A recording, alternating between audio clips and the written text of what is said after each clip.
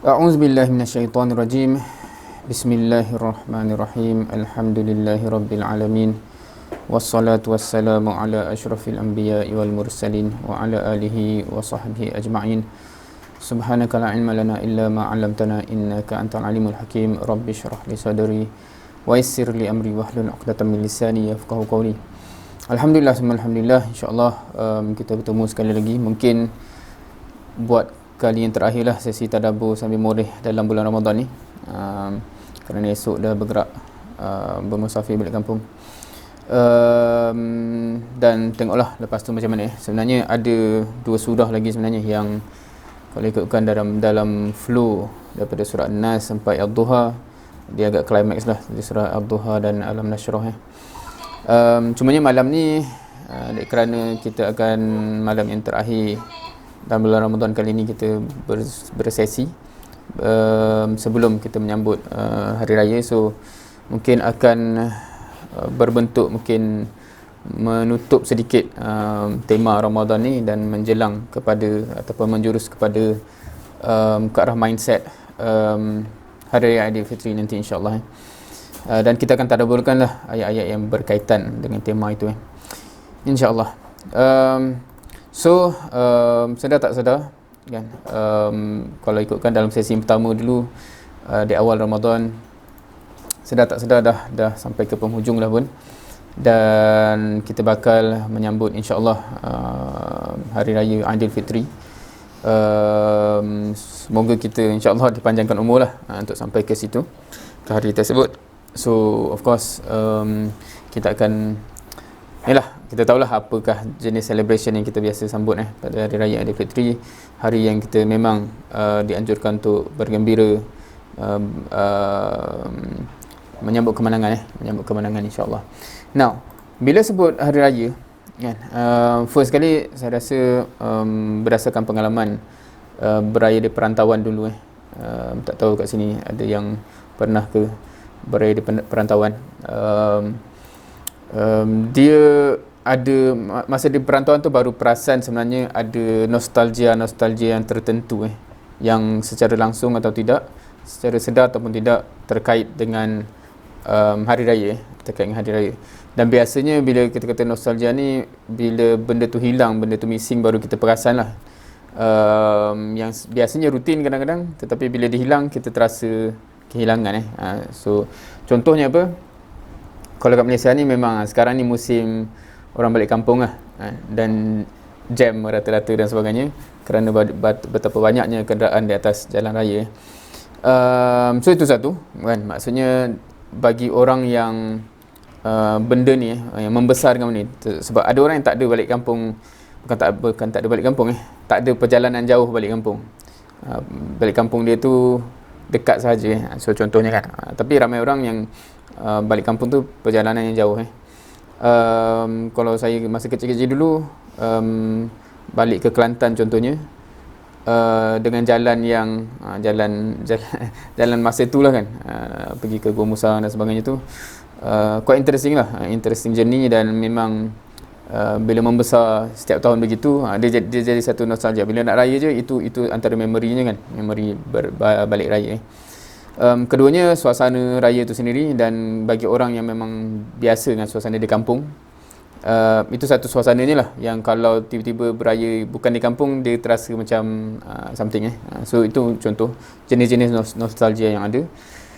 Dan bagi kebanyakan orang masyarakat Melayu ni, sedar atau tak, dia ada juga amalan di pagi raya, iaitu ziarah kubur. Ziarah kubur, walaupun sebenarnya amalan ni tak tahulah maknanya asalnya dia tak ada kaitan dengan hari raya kan. Kita carilah dalil ke apa, mana ada yang amalannya pagi raya ziarah kubur. Tapi rasanya kebanyakan orang kita ni, itulah satu-satunya masa dalam setahun tu yang duduk kat kampung, dan sebab tu alang-alang tu dah pergi keluar masjid untuk solat raya, singgah kubur dulu kan. So dia jadi rutin, dan ini yang kita nak cakap pasal nostalgia, sebab kerana especially bagi orang yang membesar dengan benda tu, dan benda tu dia jadi directly associated, dia macam macam soalannya macam kita dah tak dapat pisahkan antara raya dengan ziarah kubur contohnya di pagi raya. Walaupun dia bukannya ada asalnya, dia bukan ada sandarannya, tetapi kerana kebiasaan kita, dia menjadi satu nostalgia yang menyebabkan kalau raya di perantauan tu kadang-kadang teringat pula, oh pagi ni tak ziarah kubur contohnya. Ataupun satu lagi, kalau yang kecil-kecil dulu biasa dengan duit raya, itu pun satu dan teringat je dulu masa ada adik-adik yang masih kecil ataupun anak-anak yang masih kecil yang bila ziarah rumah orang tiba-tiba kalau lambat dapat tu kan, kata kat rumah ni tak ada duit raya kan. So quite interesting. Of course anak-anak ni biasanya dia tak ada filter dan dia cakap jujur je kan. So maksudnya dia mengaitkan secara langsung ziarah tu dengan duit raya. Walaupun asalnya kalau kita tengok dalam syariat Islam ada ke pula kan ziarah tu untuk duit raya kan, tak ada. Tetapi nak katanya ini contoh-contoh nostalgia. Dan satu lagi yang saya cukup teringat bila berada perantauan dulu ialah takbir raya. Takbir raya ni ada di mana-mana Kalau kita pergi mana-mana pun, di mana ada umat Islam yang menyambut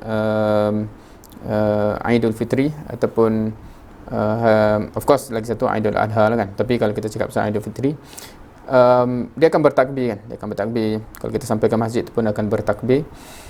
Cumanya satu benda yang saya teringat masa di Perancis dulu ialah bila ada rakan-rakan yang dari Malaysia juga yang disebut bila pergi masjid tu, of course masjid yang predominantly yang ramainya orang Arab di Eropah dulu.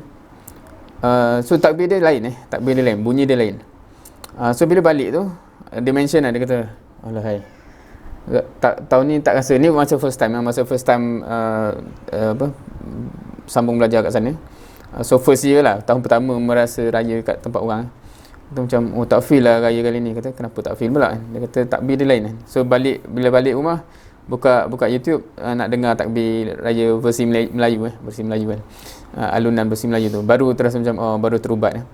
So pengalaman tu membuatkan saya terfikir lah, sebenarnya kita ni ada benda yang ada sebenarnya selain daripada syariat kita ada nostalgia. Kalau sedar tak sedar sebab kita kalau kita belajar fiqh, tak ada pun maknanya adakah kita belajar benda-benda tu kan. Maknanya masa raya kena alunkan takbir macam ni, tak ada. Kena bagi duit raya ke, tak ada. Kena ziarah kubur, tak ada kan. Kena balik kampung, tak ada kan. Tetapi maksudnya tu nak kata, satu syariat tu satu lagi ialah benda yang asalnya yang saya anggapkan lebih kepada nostalgia. Maknanya benda-benda nostalgia yang secara sedar atau tak kita kaitkan benda yang kita lalui itu dengan sesuatu kan. Macam kalau setengah-setengah orang tu kalau ada lagu tertentu contohnya lah, tak tahu masa dia nak ambil SPM dulu ada lagu dia yang bagi semangat ke, dia selalu dengar ke, ataupun kalau orang yang pernah pengalaman bercinta ke apa contohnya, itulah lagu dia masa apa-apa kan. So bila terdengar balik lagu tu macam dia terus terimbau walaupun lagu tu mungkin orang yang menyanyi lagu tu cerita pasal benda lain. Tapi nak katanya itu satu benda benda tu asalnya macam mana dan nostalgia ni jadi macam mana. So kalau saya nak bawa soalan tu kan, maksudnya itu nostalgia kita nostalgia kita masyarakat Melayu Muslim di Malaysia. Mungkin nostalgia orang Muslim di tempat lain, cara dia sambut raya di tempat lain mungkin agak ada perbezaannya dan nostalgia dia berbeza. Satu soalan yang saya suka bawa ialah kalau para sahabat dia ada nostalgia yang sama tak dengan nostalgia kita contohnya kan. Adakah dia untuk fikir kalau raya je teringat benda-benda tadi ke tak ada? Dan kalau tak ada, agaknya apakah nostalgia dia orang kan? Apakah nostalgia dia orang? So ini yang nak dikaitkan So bila kita nak fikir apakah nostalgia dia orang dengan hari raya, kita tak dapat nak lari daripada mempunyai satu gambaran lah dalam sirah bila dia orang sambut Aidil Fitri tu. Dan kalau kita tanya bilakah diwajibkan berpuasa bagi para sahabat dan Rasul dan para sahabat dalam sirah kenapa kita tanya benda ni? Sebab bila dah diwajibkan puasa itulah baru adanya Aidil Fitri lepas habis sebulan Ramadan tu kan. Sebulan berpuasa Ramadan barulah Aidil Fitri. Sebab Ramadan ni memang dah ada sejak sebelum Nabi SAW lagi. Itu nama bulan kan, dan bulan tu tak special pun untuk orang Arab until Allah SWT menurunkan wahyu dalam bulan Ramadan.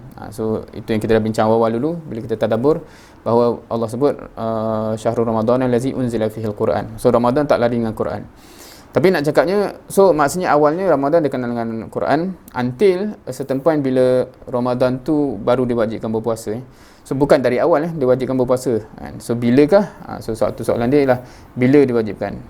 Dan kita biasanya kita tahulah kalau kita dah belajar disyariatkan pada tahun 2 Hijrah. Apa maksud 2 Hijrah? Maksudnya kalau kita tengok daripada kelahiran Nabi sallallahu alaihi wasallam, lepas 40 tahun barulah diangkat menjadi rasul dengan turunnya wahyu yang pertama. Kemudian 13 tahun di Mekah dan berhijrah, 10 tahun di Madinah sehingga kewafatanlah. Of course dia kata di Madinah tu of course akhirnya akan balik ke Mekah, telah balik ke Mekah balik untuk Fathul Mekah dan sebagainya kan. Tapi itu fasa Madinah lah. So tahun 2 Hijrah maksudnya di situ kan. Di situ maksudnya portion yang para sahabat melalui untuk berpuasa ialah portion inilah kan, portion ini. Dan maksudnya raya pun begitulah situ kan. Maknanya sebelum ini tak adalah Ramadan tu dikenali dengan puasa dan tak adalah beraya tu pun, raya Aidilfitri kan. So Aidilfitrinya disambut di situ So satu soalan yang menarik kalau kita nak tanya ialah pada tahun kedua Hijrah ni, apakah lagi peristiwa besar yang telah berlaku kan? Apakah lagi peristiwa besar yang telah berlaku? Okay, ahlan bagi yang baru join. So kita telah mulakan tadi sedikit dan ini menyorot sedikit lah tentang sirah. Dan kita tanya tadi soalan kan, bila first time raya? Of course first time raya dalam sirah ialah first time diwajibkan puasa lah pada tahun kedua Hijrah Dan kalau kita tanya juga pada tahun kedua Hijrah ni ada peristiwa besar yang lain ke tidak? Kan ada satu peristiwa yang semua kita tahu, iaitu peristiwa perang Badar ataupun Badar Al-Kubra. Dan semua kita maklum juga perang Badar ni berlaku dalam bulan Ramadan kan, dia berlaku dalam bulan Ramadan, which is quite interesting. Maksudnya first time berpuasa pada bulan Ramadan, pada bulan itu jugalah berlaku perang Badar dan hujungnya sambut raya kan. Cuba kita bayangkan, sebab itu peristiwa besar dan cuba kita bayangkan apakah nostalgia yang mereka dapat kan. Sebab macam kita cakap tadi, kenapa kita ada nostalgia tertentu tu, sebab itulah yang kita, maknanya kita membesar dengan hari raya yang macam mana, yang macam itulah. Hari raya itu balik kampung, hari raya itu ziarah kubur, hari raya itu bertakbir, versi kita tu. Hari raya tu dapat duit raya, hari raya tu ada lemang ketupat ke wallahualam. Kalau ada yang nostalgia meriam buluh pun, itu satu hal lah kan. Itu nostalgia yang terkait kenapa, kerana experience kita dengan raya tu begitu So dalam konteks para sahabat ni, bila dia ada perang Badar, dalam first time berpuasa Ramadan dan hari raya lepas tu kan, maksudnya dia macam kalau kita bayangkan, of course ni bukan cerita pasal syariat ni banyak kita nak cerita pasal nostalgia Kalau kita bayangkan kita dalam situasi itu, bila kita akan dapat feel yang berbeza bila kita takbir raya tu. Maksudnya apa kan? Sebab dalam konteks kita, bila kita takbir raya tu, alunan dia tu kan, alunan yang syahdu tu kan, alunan yang syahdu tu terkait dan macam kita ternostalgiakan dengan benda-benda yang kita rasai alunan syahdu tu dengan baju Melayu yang cantik, dengan keluarga bergambar, salam pagi raya dan sebagainya lah. Itu experience dia.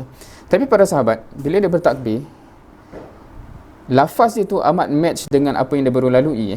Kalau kita perasan dalam perang Badar, Allah membantu tentera mukmin, walaupun jumlahnya tak balance dan sebagainya, tapi Allah bantu dan dengan malaikat apa semua tu. So maksudnya kebesaran Allah terbukti di situ. Dan kemudiannya just after that, sambut raya dan melaungkan Allahu Akbar, Allahu Akbar, Allahu Akbar dan seterusnya. So for sure maksud term tu kan, satunya memang bila disebut dia faham lah kan, orang Arab. Kita sepatutnya faham je kan, Allahu Akbar tu Allah Maha Besar. Tapi rasanya bila kita bertakbir, macam kita cakap tadi lah, nostalgia kita bukan pasal kebesaran Allah, nostalgia kita pasal benda lain.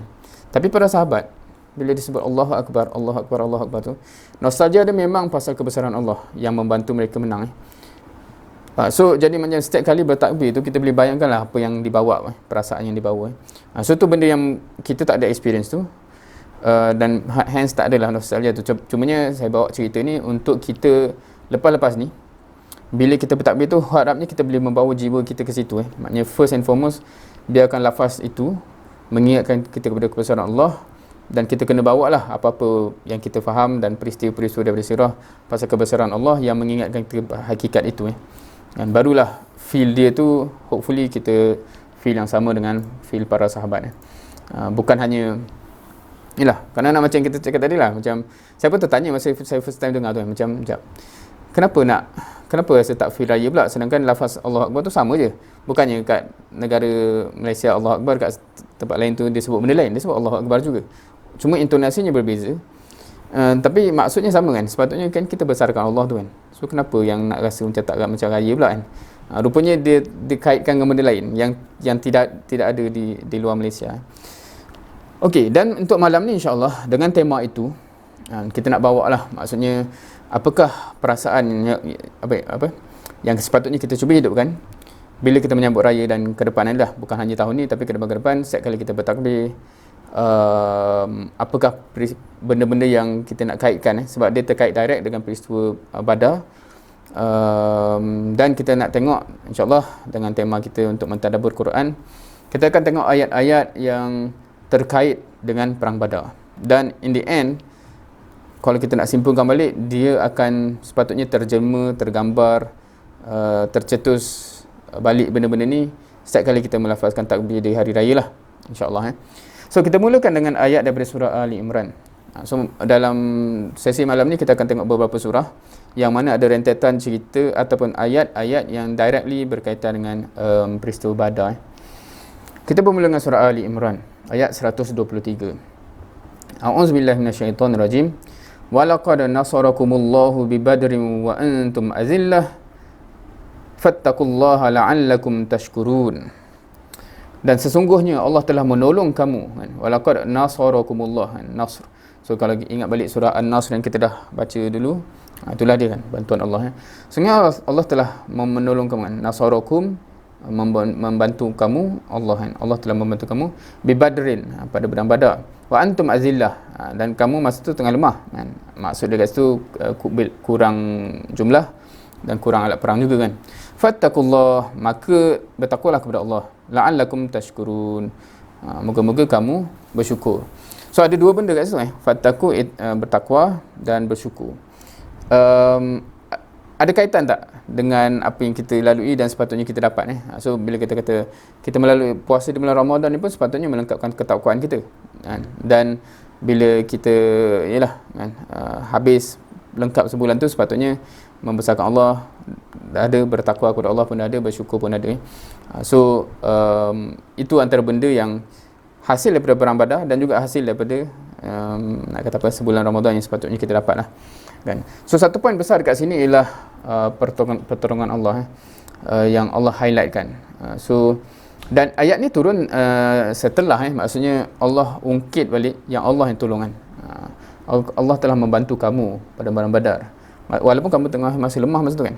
So bertakwalah kepada Allah dan bersyukurlah. Kita ambil beberapa ayat yang selepas itu pula. So ni ayat 123, kita pergi pada ayat ke 127. A'udzubillahi minasyaitonirrajim.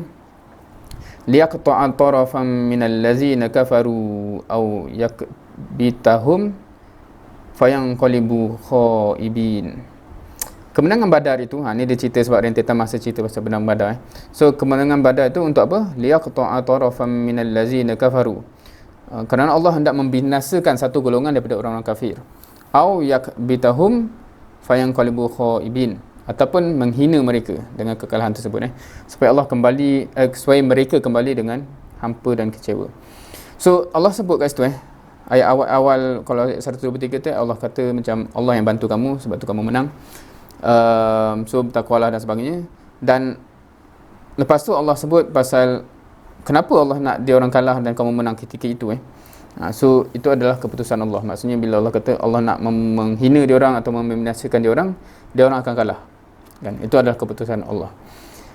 Kita tengok pula daripada surah yang lain, surah Al-Anfal. Surah Al-Anfal pun banyak cerita sebab ni cerita Al-Anfal tu harta rampasan perang dan pada perang Badar tu lah kan. First time ada harta rampasan perang dan ada perbincangan berkenaan dengan benda tu So ini surah Al-Anfal ayat ke-7. A'udzubillahi minasyaitonirrajim. Wa iz ya'idukumullahu ihdat ta'ifatayn annaha lakum wa tawadduna anna ghayra zati syaukati takunu lakum wa yuridullahu an yuhiqqal haqqa bi kalimatih wa yaqta'a dabiral kafirin. Dan ingatlah kan, ketika Allah menjanjikan kepada kamu salah satu dari dua angkatan, wa iz ya'idukumullah ihdat ta'ifatain kan, ihda at-ta'ifatain, salah satu daripada dua taifah ataupun dua kumpulan. Apa cerita ni? Ni Allah ungkit balik sebelum perang Badar tu tercetus. Kalau ikutkan sebenarnya perang Badar tu para Rasul dan para sahabat keluar daripada Madinah tu bukan untuk berperang kan. Dia pergi keluar untuk menyekat rombongan dagang. Okey, rombongan dengan Abu Sufyan kan. So kita tahu orang Mekah ni dia berdagang ke Syam dan ke Yaman So of course Madinah ni di atas sikit daripada, kalau tak silap di atas sikit daripada Mekah. So dalam laluan tu dia nak sekat kan. So Rasulullah dan para sahabat keluar untuk sekat rombongan dagang Abu Sufyan. Tapi kita tahu end up dia orang dapat tahu, so Abu Sufyan divertkan rombongan dagang dia, dan Abu Jahal and the gang daripada Mekah yang datang, yang maksudnya dia datangkan tentera untuk pergi lawan So dekat situlah tercetusnya perang Badar Now, so Allah cerita sebab maknanya ada dua kumpulan kat situ. Maknanya dia orang keluar, Nabi dan para sahabat tu keluar. Sebenarnya ada dua kumpulan kan. Salah satu dia ada belum kumpulan yang dia akan jumpa. Either dia akan terjumpa dengan rombongan dagang tu ataupun tentera yang datang dari Mekah. Lepas tu annaha lakum wa tawadduna anna ghayra zati syaukati takunu lakum. Okey.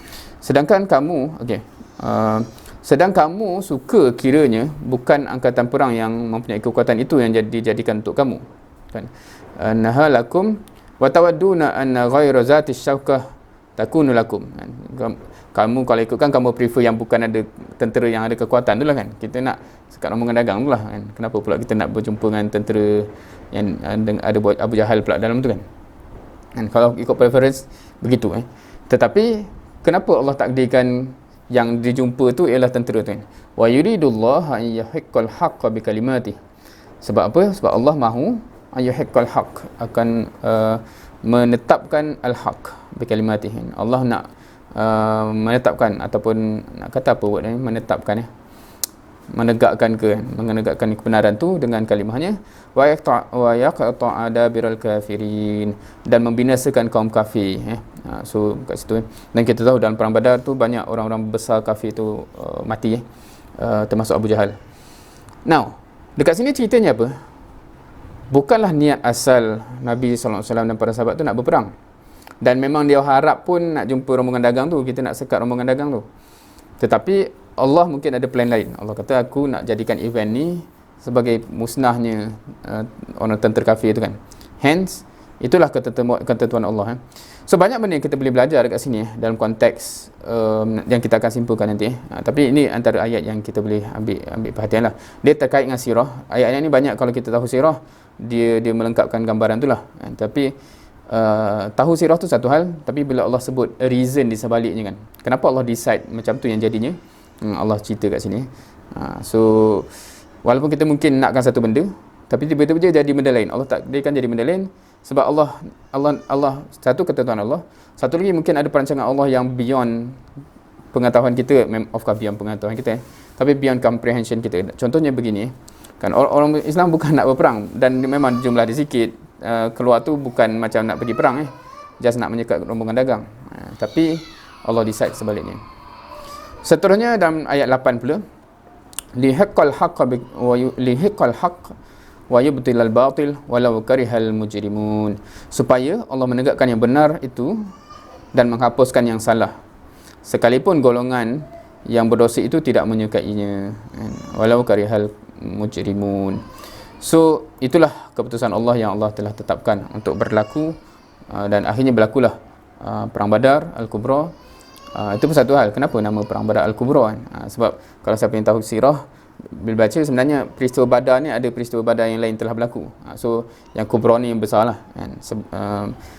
So itu kalau nak pergi tu kita kena baca sirah in detail baru kita tahu. Sebab ramai orang ingat perang Badar itu yang first time yang berlaku kan. Tetapi rupanya sebelum tu, dalam tempoh 2 tahun tu ada dah berlaku something else yang lain So anyway, So seterusnya kalau kita pergi ayat ke-9 pula, istastaghisuna rabbakum fastajaba lakum anni mumiddukum bi alfin minal malaikati murdifin. Ingatlah ketika kamu memohon pertolongan kepada Tuhan kamu, lalu ia perkenankan permohonan kamu, sesungguhnya aku akan membantu kamu dengan 1000 bala tentera daripada malaikat yang datang berturut-turut. Now Allah ingatkan Allah highlight balik kan. Dulu awalnya kamu tak nak perang pun. Kamu mengharapkan jumpa rombongan dagang, aku yang decide. Kamu jumpa tentera tu. Kenapa? Allah dah cakap dah, aku nak hapuskan dia orang. Bila bertemu tu, kalau kita sirah kita akan tahu Nabi SAW berdoa dan dia katakan, sebab ialah cara dia angkat tangan tu, angkat sungguh-sungguh sampai nampak ketiak dia kan. Maknanya doa tu bukan doa kita doa macam ni pun kan, doa biasa kan, tapi ini macam minta sungguh-sungguh tu. Sebab nak kata apa kan, kalau kita tengok bait-bait doa Nabi SAW tu macam disebut, kalau Allah tak tolonglah hari ni akan terhapuslah terus kan. Sebab memang kat situ Nabi SAW dan para sahabat yang besar kat situ kan. So kalau kalahnya dengan tentera kafir kat situ, habislah dakwah ni kan. So itu concern dia. Concern dia bukan nyawa aku ataupun siapa nak bagi makan anak isteri dia, itu bukan concern dia. Concern dia ialah Islam itu kan, akan terhapuslah Islam, tak ada lagi Islam di atas muka bumi ni. Itu kerisauan Nabi SAW dalam doa itu. Now ketika kamu minta pertolongan kepada Tuhan kamu, Allah memperkenankan dengan malaikat yang turun banyak tu kan. So ini Allah highlight bahawa Allah dah perkenankan pun doa kamu sebelum ni dan dibantu dengan malaikat. So ini pun kita nak cakap apa tadi, kita nak highlightkan bagaimana Allah ungkit benda-benda dalam perang Badar ni supaya para sahabat ni disedarkan sebab nak cakap apa, secara zahirnya kita rasa kita lah menang kan, betul tak? Sebab kita yang perang dan kita yang menang kan, tapi Allah ungkit, kau ingat tak dulu macam ni kan, kau ingat tak sebenarnya masa kau minta doa sungguh-sungguh tu aku yang tolong kan, aku bagi malaikat sebenarnya dan sebagainya, supaya dia sedar lah, Rasulullah dan para sahabat sedar yang kita dapat ni bukan just kerana kita ni hebat juga kita rupanya kan, boleh lawan dia zamannya tak perasan begitu sebab Allah. Dan kalau kita baca Quran, tak ada pun Allah kata kamu menang sebab kamu hebat, tak ada kan. Kamu menang sebab aku tolong ni tau. Sedar sikit kan. So itu poin besarnya. Kita macam mana kan, so nanti boleh tadabbur kan, maknanya boleh reflect kan. Setiap kali kita berjaya sebelum ni kan, either SPM kita berjaya ke apa-apalah kita berjaya, apa perasaan kita? Adakah first kita letak macam kalau Allah tak tolong memang tak ada kan? Ke ataupun itulah aku tahu sebenarnya aku ni macam kan. Okey, seterusnya surah Al-Anfal ayat 10. Wa ma ja'alahu Allahu illa busyra wa litatma'inna bihi qulubukum wa man nasru illa min indillah innallaha azizun hakim. Dan Allah tidak menjadikan, ni ayat sambungan kan, bantuan malaikat itu melainkan sebagai berita gembira dan supaya hati kamu tenang dan tenteram dengannya. Dan kemenangan itu pula hanyalah dari sisi Allah kan. Allah sebut apa? Wa man nasru illa min indillah. So ni bahasa Arab ni quite interesting macam kita kata wa ma khalaqtul jinna wal ins illa liya'budun. Banyak ayat yang digunakan approach macam dan tidak something melainkan. So macam contohnya apa? Ataupun innal insana lafi khusr illa allazina. So maksudnya bila approach begitu digunakan, maknanya semuanya melainkan yang ni je. So maknanya tidaklah nasr kan, bantuan Allah tu, tapi kat sini dia translate kemenangan interesting. Illa min indillah, daripada so kalau kita dah kalau kita baca surah An-Nasr kan, Allah dah letak formulir kan, iza jaa nasrullah wal fath. Dan dengan bantuan Allah lah kamu akan menang. Dan bantuan Allah tu tidak lain hanya daripada Allah itu sendiri kan. Innallaha azizun hakim. Allah Maha berkuasa lagi Maha bijaksana. So Allah yang berkuasa untuk bagi bantuan. Kalau Allah bagi bantuan, confirm menang.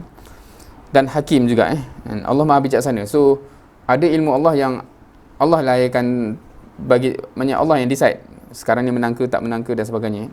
So in the end kemenangan itu dari Allah, dan Allah yang mempunyai pengetahuan bila yang sesuai, bila yang paling sesuai untuk Allah bagi kemenangan yang tertentu. So nanti malam ni kita takkan tadabbur lah ayat pasal perang Uhud sebab perang Uhud something else yang berlaku, dan Allah bagi juga ceritanya kenapa kan. So kenapa waktu ni Allah bagi menang, kenapa waktu ni Allah bagi kekalahan kan. So ada ceritanya dan Allah bagi dalam Quran, itu nanti dalam sesi yang lain lah insya-Allah. So kalau kita dah baca semua benda ni, kita jadi macam tak gundah gulana tau. Kita berjaya pun kita alhamdulillah, kita rasa macam manusia nampak macam kita gagal ataupun apa, kita pun alhamdulillah. So itu kita tak terasa macam kenapalah apalah sebagainya. Now seterusnya kita jump sikit kepada ayat ke-17. Falam taqtuluhum walakinallaha qatalahum wama ramaita iz ramaita walakinallaha rama waliyubliyal mu'minina minhu bala'an hasana innallaha sami'un alim. So ayat ni quite interesting kalau kita baca literal. Falam taqtuluhum walakinallaha qatalahum. Maka bukanlah taqtuluhum, bukanlah kamu yang bunuh dia orang.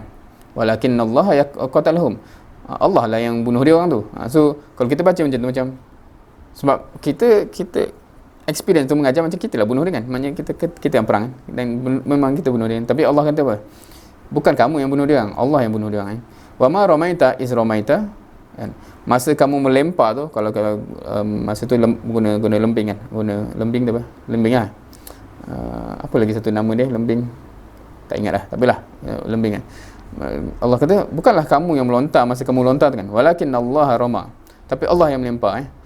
So quite interesting dalam konteks mengkaitkan antara hakikat yang Allah tetapkan dengan kita yang berbuat sesuatu di atas muka bumi ni. Waliyubliyal mu'minin minhu bala'an hasana.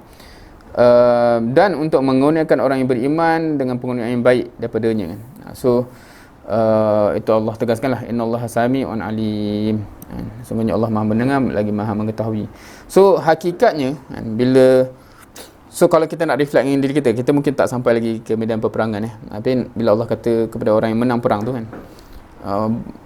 bukan kau orang yang bunuh dia orang tu, aku yang bunuh dia orang. Bukan kau yang masa kau lontar tu kan, yang akhirnya membunuh dia tu, bukan kau yang lontar tu kan, aku yang lontar tu. So quite interesting sebab dalam Quran kita akan perasan banyak kali Allah akan take the credit, Allah yang akan claim kan, aku yang buat tu kan, jangan perasan lebih. So quite interesting dalam konteks kalau kita nak reflect kita mungkin antara ujian yang kita pernah lalu hanya macam ujian study je kot, tak tahulah kau ada pernah buat benda lain ke tidak kan. Tapi kalau dalam study kita kan, kita akan rasa macam kita yang study kan. So bila kita berjaya, kita kenapa tak boleh claim pula kan. Tetapi kalau kita tengok dalam Quran, satu manusia yang dianggap suka bijaksana dalam Quran Luqmanul Hakim Luqmanul Hakim. Kita sebut Luqmanul Hakim. Saya suka tanya, dalam Quran Allah sebut ke Luqmanul Hakim? Adakah Allah sebut Luqmanul Hakim? Kita tak jumpa tau. Kita tengok Allah sebut walaqad ataina Luqmanal hikmah. So Allah tak kata Luqmanul Hakim, maksud apa? Luqman yang bijaksana. Al-Hakim tu yang bijaksana Tapi Allah tak kata dia yang bijaksana. Allah kata apa? Walaqad ataina, sebenarnya kami memberikan Luqman al-hikmah, Luqman kebijaksanaan. So siapa punya kebijaksanaan tu? Allah kan? Betul tak? Allah tak kata sungguhnya Luqman tu bijaksana. Sebab kan ada satu cerita panjang pasal Luqman dalam surah Luqman kan. Dia nasihat anak dia apa semua kan. Tapi Allah tak kata Luqman ni bijaksana. Allah kata apa? Kami bagikan Luqman kebijaksanaan. Maksudnya kebijaksanaan tu aku punya, tapi aku bagi dia kan. So sentiasa Allah yang take the credit. So by same token, kalau kita rasa macam alhamdulillah kan, kita ni cerdik daripada orang lain ke, kita faham lebih daripada orang lain dan sebagainya, kita ada ilmu lebih daripada orang lain, ingatlah bahawa Allah claim benda yang sama kan? Aku bagi kau ilmu tu kan, dan sebagainya. Maknanya bukan milik kita, hak mutlak yang kita boleh dapat tanpa keizinan Allah. So itu benda yang kita kena sedarlah, dan Allah sentiasa ingatkan dalam Quran begitu. Seterusnya kita jump kepada ayat ke-19 Auzubillahi minasyaitonirrajim. In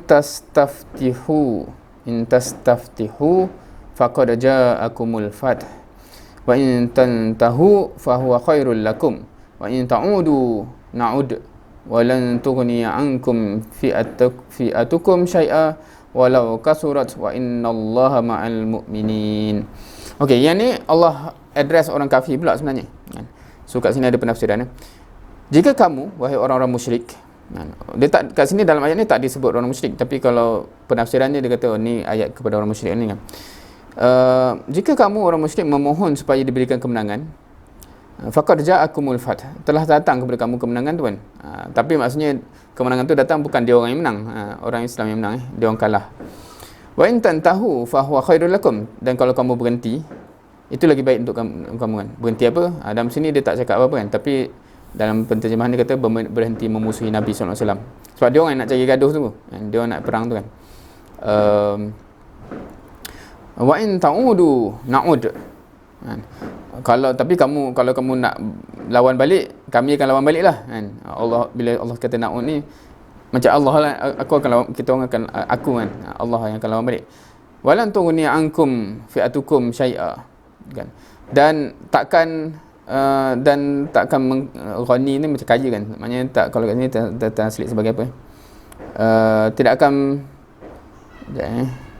akan sekali menyamak kamu sedikit pun.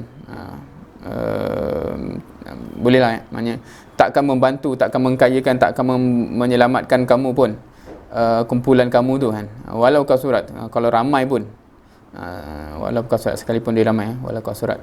Wa anna Allah ma'al mu'minin. Kenapa? Sebab Allah bersama orang beriman. So Allah dah backing orang beriman. So kalau kamu nak lawan sangat dia orang tu, tak payah kan, sebab aku bersama dia orang. Kalau berhenti, lagi baik untuk kau sebenarnya kan. Tapi kalau kau nak lawan balik, kita orang lawan balik kan. Bukan Allah tak sebut orang beriman tu lawan balik, Allah kata Allah kan. So begitulah maknanya Allah bagi jaminan dan Allah bagi warning kepada orang kafir, baik kau berhenti lah kan. Sebab aku dah backing orang beriman. So ini janji Allah kepada dua-dua side sebenarnya. Kalau kita dari sisi orang beriman, kita baca ayat ni, kita rasa lega lah Allah backing kita, insya-Allah. Tetapi kalau orang yang nak melawan orang beriman ni, ni satu warning lah kan. Kau nak lawan sangat, aku bersama orang beriman so kau tak menang punya kan. Seterusnya, ini kita jump sikit, portion yang lain, surah Al-Anfal ayat 42, panjang sikit ayat ni. Iz antum bil udwatid dunya wa hum bil udwatil quswa warrakbu asfala minkum walau tawa'adtum lakhtalaftum fil mi'ad walakin liyaqdiyallahu amran kana maf'ula liyahlika man halaka an bayyinatin wa yahya man hayy an bayyinah wa innallaha lasami'un alim. Iaitu ketika kamu berada di tepi lembah yang dekat ke Madinah dan mereka, yakni pihak musuh, berada di lembah yang jauh daripada Madinah, sedang kafilah dagang tu berada di tempat yang rendah dari tempat kamu, iaitu di tepi laut. Dan kalaulah kamu berjanji dengan mereka mengenai peperangan itu, nescaya kamu akan berselisih pada menentukan harinya. Akan tetapi pertemuan angkatan kamu dengan angkatan mereka yang tidak disangka-sangka itu, ini dalam kurungan ialah supaya Allah melakukan suatu perkara, iaitu kemenangan Islam yang telah ditetapkan berlakunya, iaitu supaya orang kafir yang binasa itu binasa dengan keterangan, dan supaya orang Islam yang hidup tu hidup dengan keterangan. Kerana sesungguhnya Allah Maha mendengar lagi Maha mengetahui. Okey. Allah cakap apa sebenarnya kat sini? Allah highlight ni macam ada tema yang sama sebelum tadi kan. Dia orang keluar ni sebenarnya nak cari orang bukan dagang tu. Tapi end up Allah takdirkan jumpa tentera tu kan. So Allah kata kalau kamu plan pun, Allah kata kalaulah kamu berjanji dengan dia orang pun, okey kita jumpa kat sini still akan berselisih menentukan, maknanya tak jadi macam lah kan. Apa yang aku decide yang akan jadi kan? So itu main point dia. Maknanya aku dah decide kamu akan jumpa tentera tu, kau plan lah macam mana pun nak jumpa yang kafilah dagang tu, tak jadi juga. So ini satu benda yang kita kena, ni satu pengajaran yang besar lah untuk kita sebenarnya. Kita kadang-kadang kita mengharapkan something yang kita rasa bagus, itulah aku harap yang tu kan, sebab aku rasa itulah bagus kan. Tapi mungkin Allah lagi tahu kan, mungkin itu bukan yang bagus yang lain. So kalau plan macam mana pun kita nak buat benda tu, tapi sebenarnya takdir Allah benda lain, yang Allah takdirkan itu juga yang akan berlaku So kamu, macam kalau dalam konteks ni Allah kata kamu dah janji pakat dengan dia orang pun, okey tak apalah kita jumpa kat sini tapi Allah takdirkan benda lain tu juga yang akan berlaku. Kita tak akan dapat mengatasi kehendak Allah dan seterusnya. Iz yurikahumullahu fi manamika qalila walau arakahum katsiran lafashiltum wala tanaza'tum fil amr walakinallaha sallam innahu alimun bizatis sudur. Ingatlah wahai Muhammad ketika Allah memperlihatkan kepada mereka Allah memperlihatkan mereka pada kamu kan. Iz yurikahumullahu kan, maknanya Allah melihatkan iz yurikahum kan. Ketika Allah bagi kamu nampak dia orang, macam itulah kan, ketika Allah buat kamu nampak dia orang, fi manamika qalila kan, dalam mimpi kamu tu sikit. So ini ada cerita juga Nabi SAW dalam dia dapat mimpi dan nampak macam tak ramai dia orang ni kan, boleh ni kan. Walau arakahum katsiran la fashiltum. Kalau Allah bagi nampak ramai dia orang tu, tentu kamu akan rasa gerun kan. So ini pun satu benda yang macam Allah highlight kenapa sebelum perang tu, untuk supaya orang tak terasa gerun dan sebagainya, Allah tak bagi nampak macam seolahnya, sebab hakikatnya memang ramai kan, 300 dengan 1000 kan. So ramai tu kan, 3 kali ganda. Tapi Allah bagi nampak seolahnya macam dia tak ramai. Sebab kalau Allah kata, kalau Allah bagi nampak ramai, tentulah kamu akan rasa gerun dan akan berbantah-bantah dalam urusan itu kan. Tapi Allah telah menyelamatkan kamu. So ini pun wallahualam, kita memohonlah supaya Allah memberi kita nak kata apa benda-benda yang sebenarnya membantu kita untuk melangkah ke hadapan dan sebagainya, membuat keputusan yang betul. Sebab ada banyak benda-benda yang kalau Allah tak tetapkan begitu, na'udzubillah, kita buat keputusan yang lain kan. So agak menarik ini bentuk bantuan Allah. Bila Allah kata Allah bantu tu, tadi bentuk bantuan tu malaikat tu datang. Yang ni bantuannya maksudnya Allah menyebabkan kita nampak benda yang macam tak menggerunkan kita, macam boleh ni kan, insya-Allah confident dan sebagainya, berbanding dengan ya Allah confirm tak menang ni kan, dan sebagainya. So Allah boleh buat benda tu dan kita minta lah, semoga kita minta Allah berikan apa saja jenis bantuan yang membantu kita sebenarnya. Dan kalau Allah tak highlight benda ni, macam kita tak perasan pun, ini pun bantuan kan. So bukan hanya bentuk malaikat tu, tapi bentuk apa yang diperlihatkan kepada kita dan sebagainya. So itu semua bentuk bantuan Allah yang Allah claim, yang Allah highlightkan, dan kita minta lah kan, semoga Allah juga beri bantuan kepada kita dalam bentuk-bentuk yang kita pun mungkin tak sangka-sangka. Now, apa yang kita sepatutnya dapat kan untuk khulasah hari ni? Kita kena sedar kita punya tugas apa? Apakah tugas kita dan apakah yang Allah tentukan? So bila, kalau kita ambil dalam konteks perang kebenaran dan menentang kebatilan, bila yang Allah nak siapa menang siapa kalah, bila Allah nak hapuskan orang kafir dan sebagainya tu, Allah itu ketentuan Allah. Tugas kita apa? Tugas kita ialah buat apa yang sepatutnya kita buat.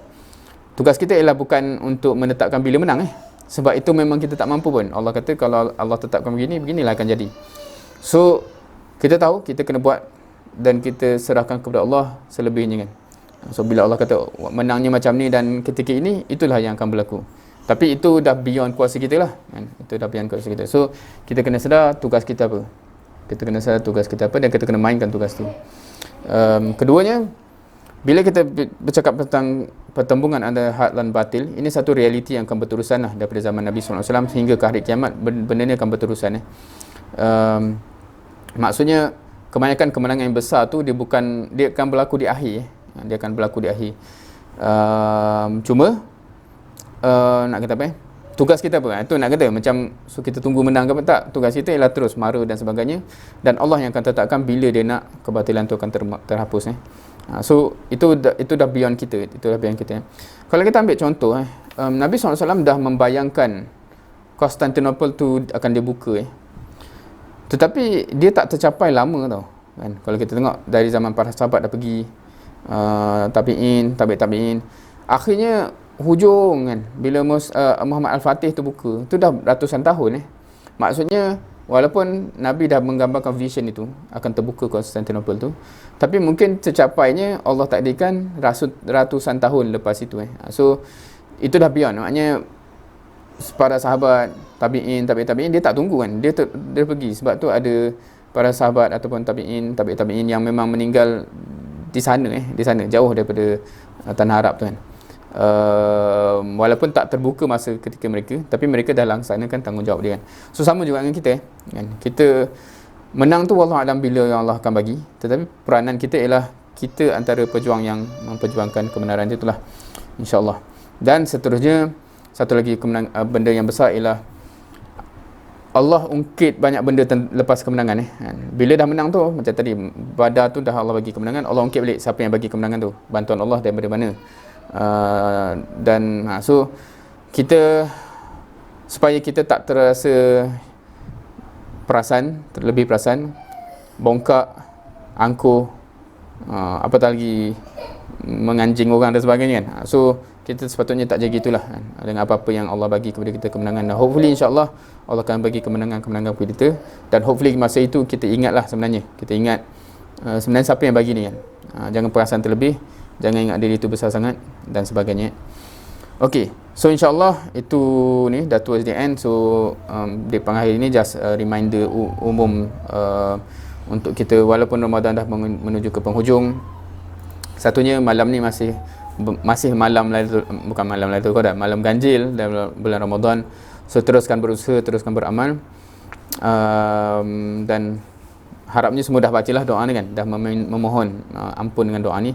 Allahumma innaka afun tuhibbul afwa fa'fu anni, Allahumma innaka afun tuhibbul afwa fa'fu anni, Allahumma innaka afun tuhibbul afwa fa'fu anni kan. Dan insyaAllah kita akan keluar daripada bulan Ramadan ni tanpa sebarang dosa, insyaAllah, amin.